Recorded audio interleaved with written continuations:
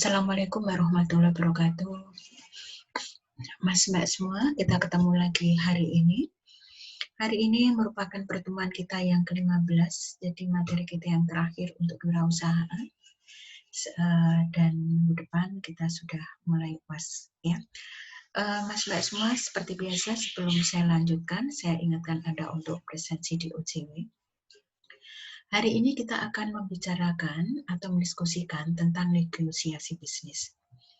Negosiasi bisnis ini sangat penting, ya, karena ketika kita berwirausaha, kita akan melibatkan orang lain, kita akan bekerja dengan orang lain, dan kita akan melakukan kerjasama, kita melakukan perdagangan, kita melakukan jual beli dengan orang lain.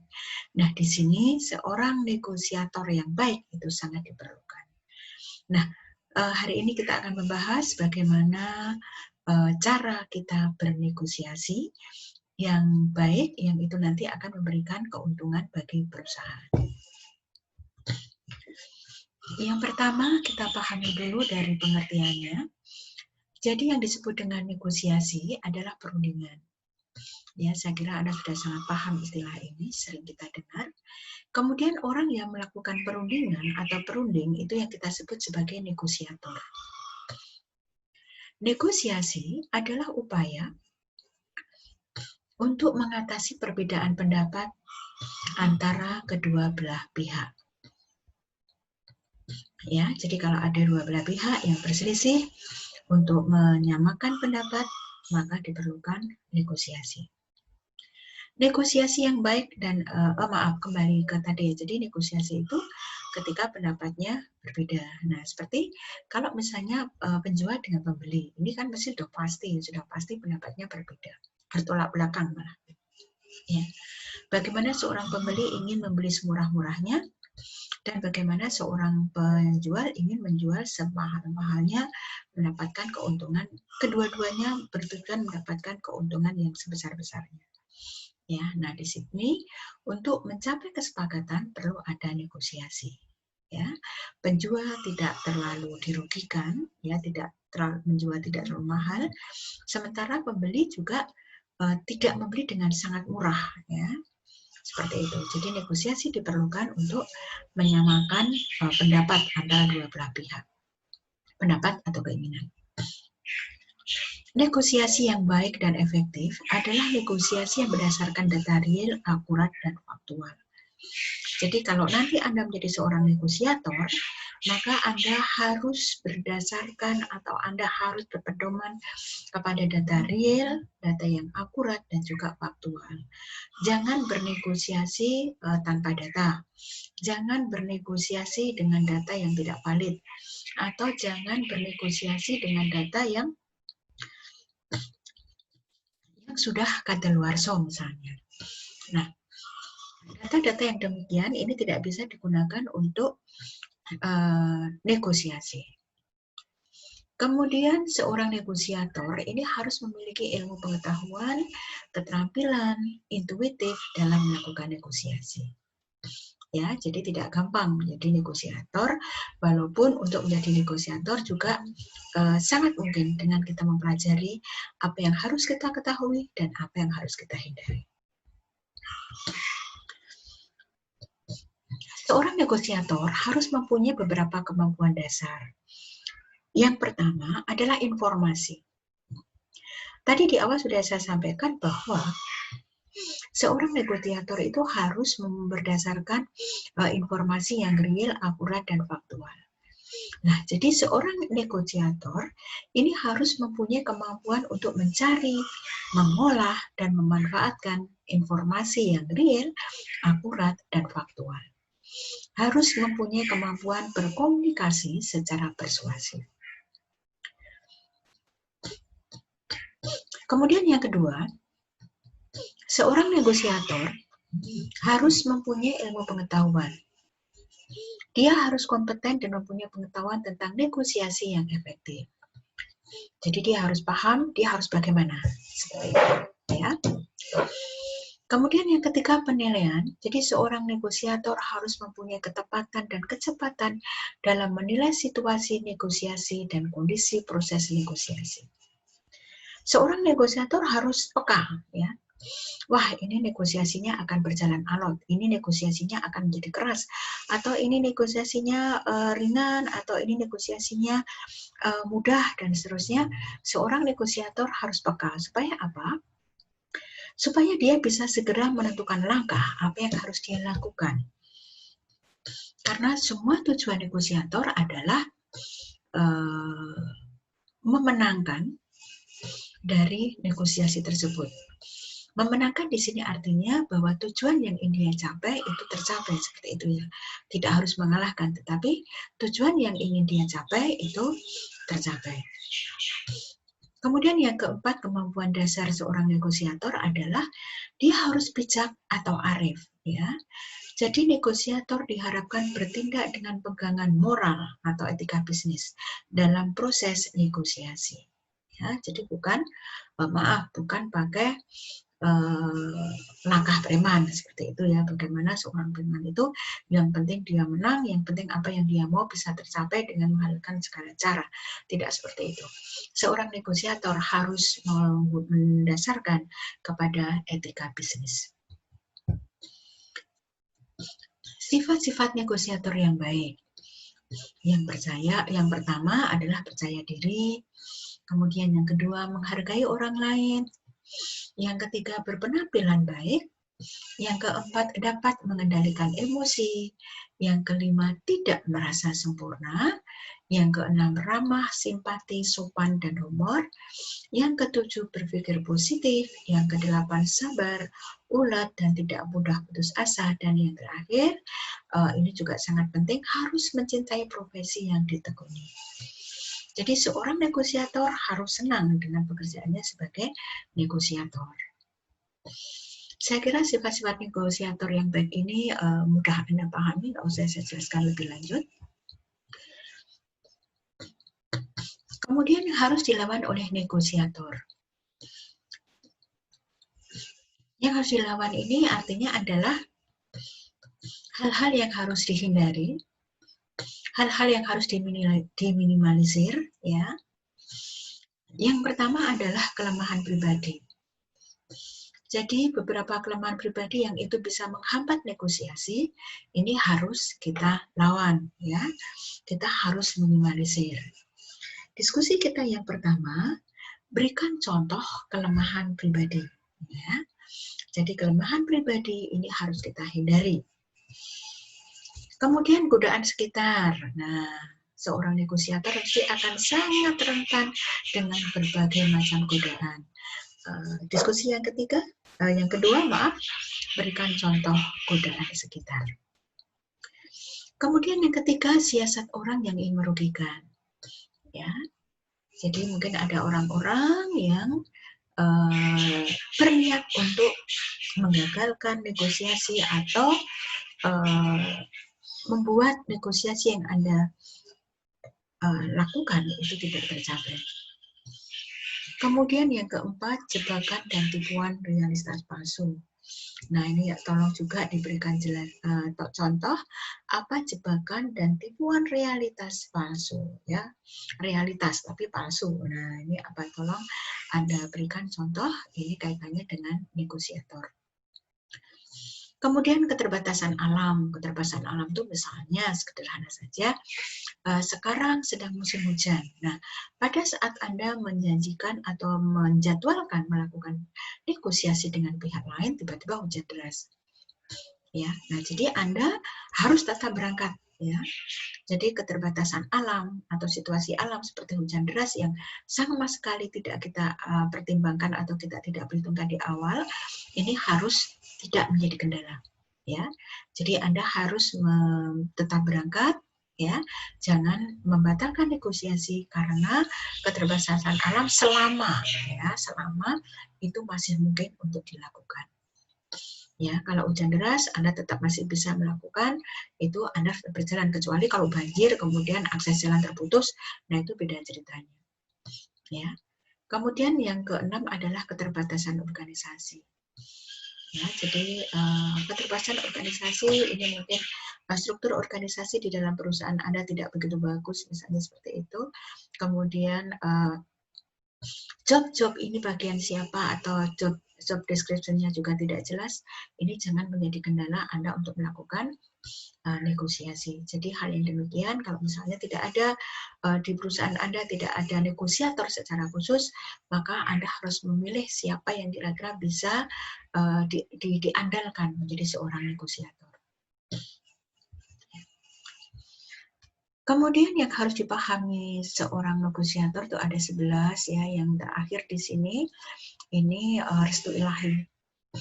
Jadi ini sebetulnya yang utama ya. Jadi apapun yang Anda persiapkan, yang utama adalah restu ilahi, karena itu mesti Anda harus berdoa dulu dan memohon kepada Yang Kuasa supaya kita dimudahkan dalam bernegosiasi. 10 hal yang lain adalah Anda harus tahu siapa atau apa lawan Anda. Siapa lawan Anda? Bagaimana sifat dan karakternya harus Anda tahu. Kemudian, apa kekuatan dan kelemahan lawan? Ini juga harus tahu. Kemudian situasi dan kondisi medan, ya. Kemudian sasaran pertempuran yang jelas, strategi dan taktik yang cukup, peralatan dan amunisi yang ampuh, keterampilan menggunakan alat perang, disiplin ilmu dan kelompok yang kuat, daya juang, daya tahan, dan optimisme yang tinggi. Ini yang harus dipahami oleh seorang negosiator. Kalau Anda perhatikan, ini seolah-olah perang dalam arti sebenarnya ya. Tidak, ya, tidak harus perang dalam arti sebenarnya. Walaupun di sini diterapkan di dalam medan perang itu juga sesuai. Nah, sekarang dalam bisnis, tolong Anda berikan contoh ya, atau Anda tolong jelaskan. Diskusi kita yang keempat adalah peralatan dan amunisi yang ampuh. Nah, ini maksudnya apa? Ya, peralatan dan amunisi yang ampuh. Ini maksudnya apa? Kemudian yang kelima, diskusi kita yang kelima, keterampilan menggunakan alat perang. Nah, pertanyaan saya adalah, dalam negosiasi bisnis ya, yang dimaksud dengan alat perang itu apa? Oke. Tentunya tidak tank ya, tidak senjata api dan sebagainya, tapi tentunya di sini suatu alat yang digunakan untuk bertempur di dalam bisnis. Oke. Ada apa itu namanya? Tolong jelaskan apa yang dimaksud dengan alat perang, kaitannya sebagai Anda sebagai seorang negosiator. Kemudian prinsip-prinsip pelaksanaan negosiasi. Jadi ada persiapan negosiator, kemudian pertemuan pelaksanaan negosiasi, kemudian menentukan jalur negosiasinya, kemudian menentukan taktiknya, menentukan strategi negosiasinya, kemudian kesalahan umum dalam negosiasi, dan yang terakhir adalah cara mengatasi hambatan. Ini merupakan 7 prinsip di dalam negosiasi yang harus Anda pahami. Yang pertama, persiapan negosiator. Ya. Kalau misalnya Anda menjadi seorang negosiator, maka yang pertama, Anda harus mempersiapkan bahan materi pembicaraan. Nah, Anda harus mempersiapkan. Caranya bagaimana? Caranya seperti yang tadi saya sampaikan di awal, Anda harus mempunyai data. Anda mempunyai data yang real, data yang akurat, dan data yang faktual. Ya, data-data inilah yang nanti akan menjadi dasar Anda di dalam melakukan negosiasi. Kemudian yang kedua, menyusun tujuan yang ingin dicapai. Ya, nah sekarang sebenarnya negosiasi Anda itu tujuannya apa toh? Anda susun dulu. Ya, Anda tentukan dulu sebelum Anda berangkat negosiasi. Kemudian yang ketiga, membuat janji. Nah, Anda harus janjian dulu kapan Anda melakukan negosiasi, kapan ketemu, jam berapa, di mana, dan sebagainya. Kemudian lebih jauh Anda harus mengenal siapa yang akan Anda lobby. Ya, untuk mengenal lebih jauh yang akan dilobi, bisa Anda siasati dengan kenal dan akrab dengan orang dekatnya. Nah, Anda berusahalah untuk kenal dan akrab dengan orang dekat yang akan Anda nego tersebut. Kenali karakternya, kenali sifatnya, kenali kesukaannya, kenali kelemahannya. Nah, ini Anda bisa tanyakan banyak hal tentang orang tersebut dari sahabat atau orang dekatnya. Dan yang terakhir, ketika Anda akan berangkat negosiasi, maka Anda harus mempersiapkan penampilan. Nah, jangan berpenampilan seadanya. Anda harus berpenampilan meyakinkan, ya. Jadi biasanya kesan pertama itu akan membuat reaksi negosiator. Maksud saya reaksi dari lawan, ya. Kalau Anda meyakinkan, ini mungkin akan menurunkan apa itu namanya rasa percaya diri dari pihak lawan, ya. Tapi kalau Anda berpenampilan seadanya, Anda terlihat tidak munafik begitu. Nah, ini dia merasa di atas angin, dan kalau sudah seperti itu, maka ini bisa merugikan diri Anda, ya. Kemudian pertemuan pelaksanaan negosiasi. Nah, hal yang penting di dalam pertemuan pelaksanaan negosiasi adalah Anda harus tepat janji disiplin waktu. Jangan telat, ya. Selama masih bisa diatasi, usahakan Anda tepat waktu, dan akan lebih baik kalau Anda datang lebih dulu, ya. Akan lebih baik kalau Anda datang lebih dulu. Kalau Anda datang lebih dulu, Anda bisa menguasai medan terlebih dahulu, ya. Selama masih bisa dijangkau, selama masih bisa diupayakan, maka Anda tidak boleh telat. Kecuali Anda sudah berusaha untuk Anda sudah berusaha untuk tidak telat, kemudian sampai di jalan macet, atau ada kecelakaan yang akses jalan tertutup, atau ada apa yang membuat jalan macet, nah itu akan berbeda ceritanya. Kalau seperti ini yang terjadi, maka Anda harus mengkomunikasikan kepada pihak lawan atau ke pihak yang akan bernegosiasi dengan Anda itu, bahwa Anda terlambat karena suatu hal, dan akan lebih bagus kalau hal itu Anda jelaskan, ya. Jadi secara clear Anda jelaskan, saya sebetulnya saya sudah dalam perjalanan, tetapi di perjalanan di jalan X ada kejadian seperti ini sehingga terjadi macet total dan seterusnya, yang memungkinkan saya akan sedikit terlambat, misalnya seperti itu. Kemudian menentukan jalur negosiasi. Kita mengenal gaya negosiator, ya. Negosiator itu ada yang kooperatif, ada yang agresif. Yang kooperatif itu misalnya dalam bernegosiasi, dia akan berikan kesempatan kepada pihak lawan untuk menyampaikan pendapatnya atau menyampaikan negosiasinya, ya. Tetapi ada yang agresif. Agresif itu dia akan berusaha menguasai. Dia akan menguasai medan. Dia akan kalau dalam tanda kutip akan menyerang terus seperti itu, ya, dan sebagainya. Kemudian kita juga perlu mengenal tipe negosiator. Jadi ada negosiator yang mencari keuntungan kecil dengan risiko kecil, tetapi ada juga negosiator yang mencari keuntungan besar dengan risiko besar. Nah, pertanyaan atau diskusi kita yang keenam, kalau Anda sebagai seorang negosiator, Anda akan memilih tipe yang mana, ya? Risiko kecil, keuntungan kecil, atau keuntungan besar, risiko besar, Anda memilih yang mana, dan tentu saja dengan alasannya. Kemudian mengenal teknik negosiator, ini ada garis keras dan ada juga garis lunak. Nah, setelah kita mengenal gaya, tipe, dan tekniknya, negosiator segera memutuskan jalur negosiasi. Jalur negosiasi itu ada yang kita harapkan adalah jalur win-win, yaitu negosiasi dengan prospek keuntungan ke kedua belah pihak.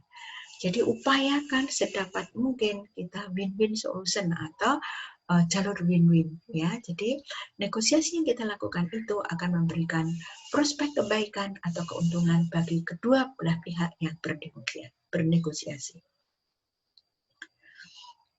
Nah, ini taktik. Taktik itu di dalam negosiasi ada garis keras dan ada garis lunak, ya. Taktik yang umum digunakan ini biasanya taktik permintaan yang melewati batas, ya. Jadi misalnya saja kita sedang bernegosiasi dengan pihak lain, maka kita menentukan syarat yang sangat tinggi misalnya. Ya, yang kita negosiasikan itu kita meminta syarat yang tinggi. Nah, tujuannya untuk apa? Tujuannya adalah membuat lawan yang tidak siap menjadi kecut, ya. Kemudian yang kedua, teknik berpura-pura kasar. Ini membuat lawan merasa bersalah. Dan yang terakhir adalah teknik kewenangan terbatas. Bertujuan mengurangi tanggapan akan kekuatan diri dan menurunkan tingkat tanggapan. Nah, jadi kita mempunyai taktik atau bertaktik bagaimana supaya lawan itu mengurangi tanggapan atas kekuatan diri kita, ya begitu ya, dan juga menurunkan tingkat tanggapan. Jadi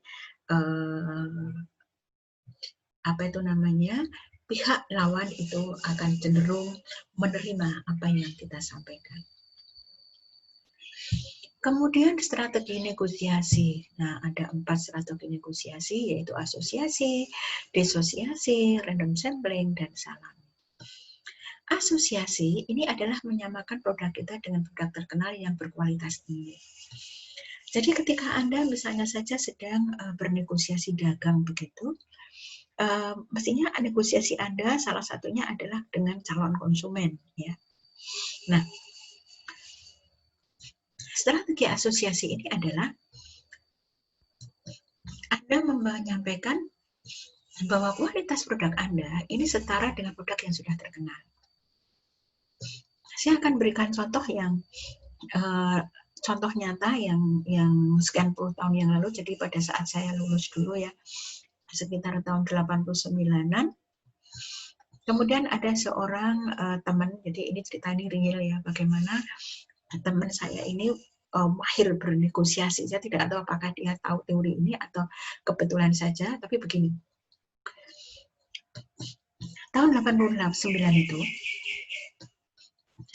teman saya itu lulus di UTB. Ya, UTB jadi Universitas Swasta di Surakarta ya.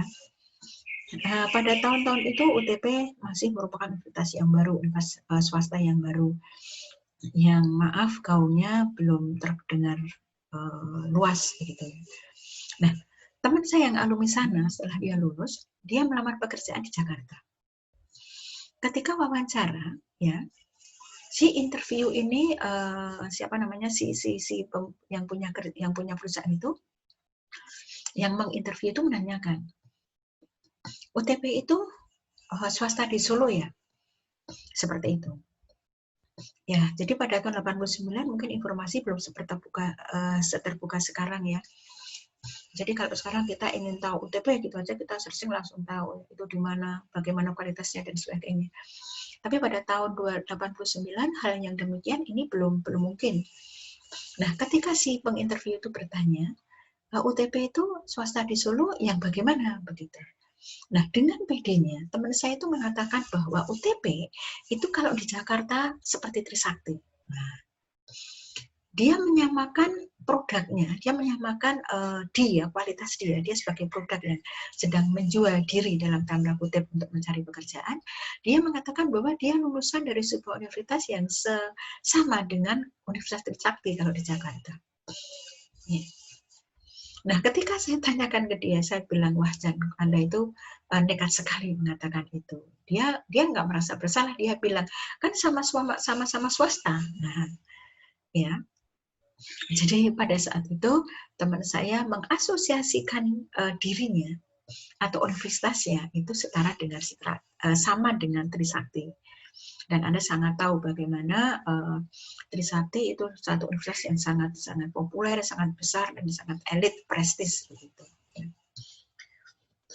Ternyata teman saya menyamakan dari sisi sama-sama universitas swasta.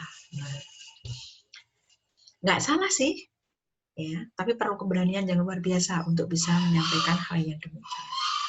Nah, asosiasi juga demikian. Jadi nanti Anda bisa analogkan kalau misalnya Anda sedang mempromosikan produk Anda, tetapi kalau sekarang Anda harus hati-hati ya, karena sekarang informasi sangat terbuka.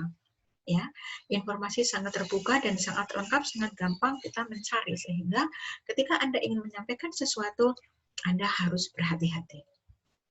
Setidaknya informasi yang Anda sampaikan itu harus bisa dipertanggungjawabkan. Kemudian yang kedua adalah disosiasi. Disosiasi ini membandingkan kelebihan produk kita dengan produk yang lain yang palsu.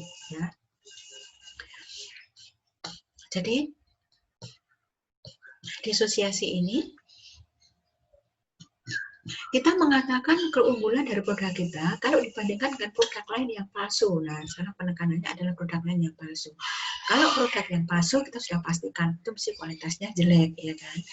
Karena dia memalsu itu karena dia jelek, ya. Dan kalau dia karena dia jelek, maka kita bandingkan atau kita sampaikan kelebihan-kelebihan produk kita.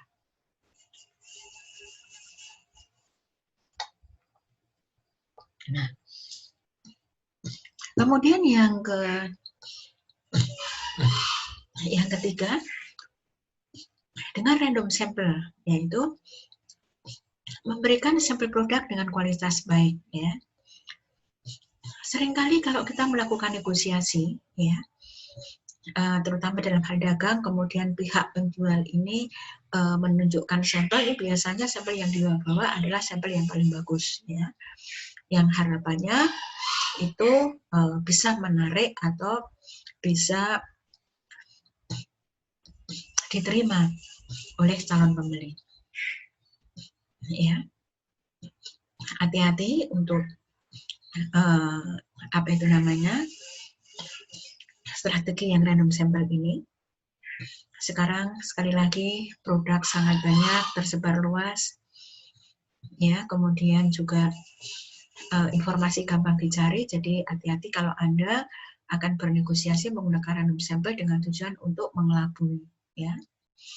Mengelabui supaya si calon pembeli itu berasumsi produk kita semua sebagus itu. Ya. Kakak saya bekerja di Balai POM, ya. Jadi Balai Pengawasan Obat dan Makanan.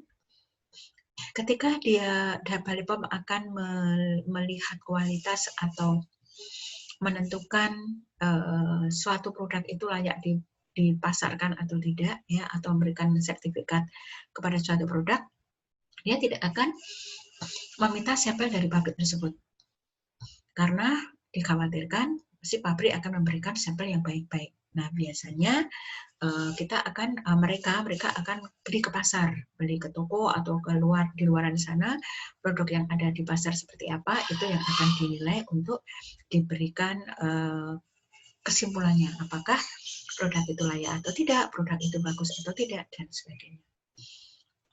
Kemudian yang terakhir adalah salami, yaitu strategi menawarkan produk dengan cara membuat pihak lain makin lama makin percaya dan mendapatkan kemenangan yang meningkat. Maksudnya mereka pihak lawan semakin percaya, kemudian kita ya mendapatkan kemenangan yang meningkat. Kemenangan hal apa? Misalnya kemenangan dalam mendistribusikan produk, kemenangan menjual sejumlah produk, menentukan harga, dan sebagainya. Oke, ini adalah strategi negosiasi. Kemudian kesalahan umum dalam negosiasi. Ada beberapa kesalahan dalam negosiasi yang perlu Anda pahami. Yang pertama adalah peningkatan komitmen yang berlebihan. Nah, kadang-kadang seorang negosiator itu sudah mempunyai komitmen bahwa dia harus menang seperti itu. Nah, sehingga karena dia punya komitmen yang harus menang seperti itu, maka dia akan menghalalkan segala cara untuk bisa mencapai tujuannya. Nah, hal yang demikian harus dihindari. Kemudian yang kedua, mitos Kwetat. Mitos Kwetat itu mengatakan bahwa kalau kalau satu pihak mendapatkan keuntungan, maka pihak yang lain akan dirugikan. Ya, kalau ada pihak lain mendapatkan 2 iris, ya, kalau roti itu roti tart dibagi menjadi 4, kalau pihak lain mendapatkan 3 iris, maka pihak lainnya hanya mendapatkan 1 iris. Ya, kalau yang lain itu mendapatkan banyak, maka yang lainnya akan sedikit seperti itu. Nah, hal ini harus dihindari. Jadi di dalam negosiasi usahakan kita win-win solution atau kedua-duanya mendapatkan manfaat atau kedua-duanya mendapatkan keuntungan.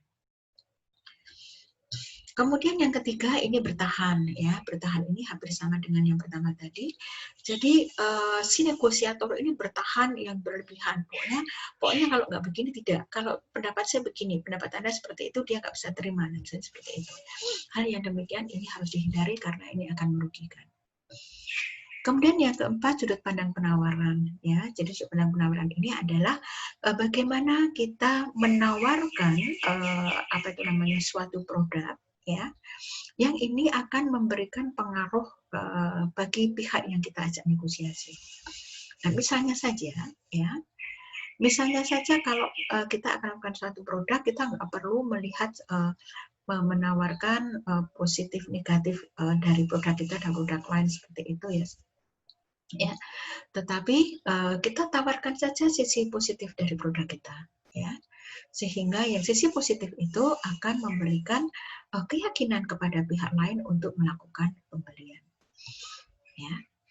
Kemudian yang kelima, ini terpaku pada informasi yang dipunyai. Nah, hati-hati, walaupun tadi saya sudah sampaikan bahwa ketika Anda akan berangkat bernegosiasi, Anda harus sudah punya data yang real, akurat, dan aktual, bukan berarti Anda harus bertahan pada informasi tersebut. Artinya begini, artinya ketika di pihak lain itu ada informasi lain yang ternyata itu logis dan ternyata itu benar, maka Anda juga harus bisa menerima informasi yang demikian. Anda jangan terpaku atau Anda hanya jangan ngotot kepada informasi yang Anda punyai, karena informasi setiap saat bisa berubah, ya, yang kadang-kadang perubahan itu belum kita pahami. Kemudian kesalahan dalam negosiasi lain yang harus kita hindari adalah terlalu percaya diri, ya. Dalam negosiasi, percaya diri sangat diperlukan, tetapi terlalu percaya diri ini juga membahayakan, ya. Oke, diskusi kita yang ketujuh, apa bahaya percaya diri yang berlebihan bagi seorang negosiator, ya. Oke, diskusi kita yang ketujuh adalah tolong Anda jelaskan apa bahayanya, ya, terlalu percaya diri atau percaya diri yang berlebihan pada seorang negosiator. Nah, kemudian bagaimana cara kita mengatasi hambatan dalam negosiasi? Ya, negosiasi tidak selalu berjalan mulus. Kadang ada hambatan, kadang terjadi kebuntuan, ya. Nah, bagaimana cara kita mengatasi ini? Bila terjadi kebuntuan dalam negosiasi, maka perlu Anda telusur apa penyebab kebuntuan itu. Ya, kita cari kenapa toh kok ada seperti ini. Kenapa tidak segera ada titik temu? Ya, kita harus cari penyebabnya. Kemudian kita juga bisa menelusur apakah ada jalan lain. Ya, kalau tadi jalan yang kita tawarkan atau yang mereka tawarkan tidak ada kesepakatan, jadi kita berupaya mencari jalan yang lain. Ya, ada atau tidak toh jalan lain seperti itu untuk menyelesaikan atau mencapai kesepakatan di dalam negosiasi tersebut. Nah, kemudian bisa juga di sini pertanyaannya adalah apakah perlu ada kesepakatan baru, ya. Jadi kalau kesepakatan yang sudah kita siapkan dari rumah, jadi tadi kan sebelum berangkat Anda harus sudah siap dulu kan dengan materi-materinya, kemudian dengan tujuannya seperti apa yang ingin disampaikan, apa yang ingin dicapai dari perusahaan Anda, misalnya seperti itu. Nah, kalau terjadi kebuntuan, maka salah satu yang bisa Anda pertimbangkan adalah apakah perlu ada kesepakatan baru, ya. Nah, oke. Jawaban masalah tersebut ini untuk mengambil keputusan negosiasi perlu diteruskan atau tidak, ya. Jadi tadi ada kebuntuan, Anda harus mengetahui dulu penyebabnya apa, kemudian Anda mencari apakah ada jalan yang lain, kemudian Anda juga harus tentukan apakah perlu kesepakatan baru. Nah, jawaban dari ketiga hal tersebut nanti akan menjadi dasar di dalam Anda mengambil keputusan negosiasi perlu diteruskan atau tidak. Oke. Mas, Mbak semua, demikian materi tentang negosiasi bisnis pada hari ini. Silahkan Anda memahami dan kemudian seperti biasa nanti setelah selesai Anda memutar video ini, kita lanjut ke diskusi. Oke, terima kasih atas perhatiannya. Wassalamualaikum warahmatullahi wabarakatuh.